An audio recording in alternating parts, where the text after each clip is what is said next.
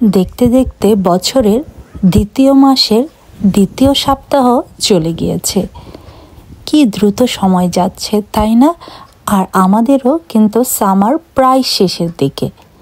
তো যেহেতু সামার শেষের দিকে, তাই এখন আমরা টুকটাক একটু হারভেস্ট করতে পারছি।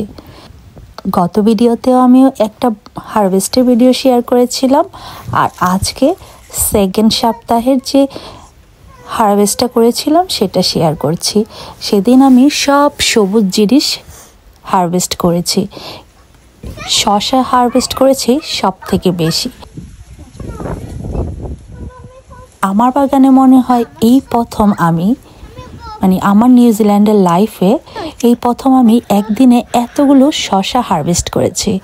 আর হারভেস্টে আমাকে সাহায্য করছিল রায়কা।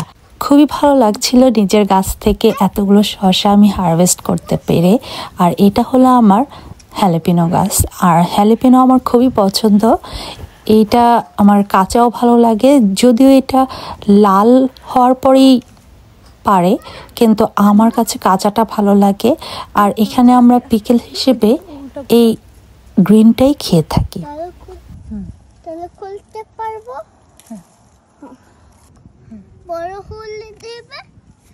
সেদিন আমার একটা স্যান্ডউইচ খাওয়ার ইচ্ছা হচ্ছিল, তাই আমি একটু বেসিল লিভও নিয়ে নিয়েছি। আর ফ্রেশ বেসিল লিভের স্মেল অন্যরকম একটা সুগন্ধ ছড়ায়। আর এখানে কিছু পাকা টমেটো ছিল, সেটাও নিয়ে নিয়েছি। আর অবশেষে গাছের আরও কিছু সিম হারভেস্টের উপযোগী হয়ে গিয়েছিল, তাই সেগুলো পেরে নিচ্ছিলাম। আর এবার আমি আরেকটা নতুন জাতের দেশি সিম লাগিয়েছি, সেটার নাম হলো কেরাল সিম অর কোরাল সিম। আমি আসলে জানি না সঠিক, আমার কাছে সিড ছিল, আমি লাগিয়ে দিয়েছি। তো একটা গাছ হয়েছে, তো আমি এখন নাম নিয়ে খুবই কনফিউজ। তো যাই হোক, কেরাল সিম হোক আর কোরাল সিম হোক, আপনারা যদি এটার নাম সঠিকভাবে জেনে থাকেন তাহলে প্লিজ আমাকে কমেন্টস করে জানাবেন।